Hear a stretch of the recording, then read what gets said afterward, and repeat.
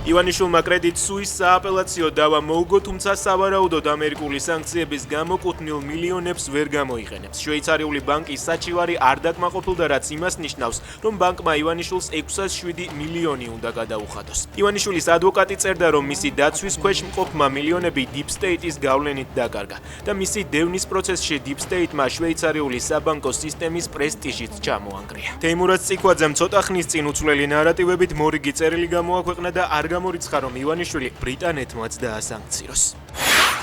მოსამართლემ TV პირველი ჟურნალისტი დამნაშავე ცნოდა 3000 ლარიანი ჯარიმა შეუფარდა. გიორგი მამნიაშვილი დარბაზიდან გათავისუფლდა. მან იზოლატორში 2 დღე გაატარა. როგორც ჟურნალისტმა თქვა, ის აქტივისტების დაკავების კადრებს იღებდა, როცა გაიგო პოლიციის მაღალჩინოსნის ლაშა სალუქვაძის წამოძახილი ეგეც მიაყოლედო.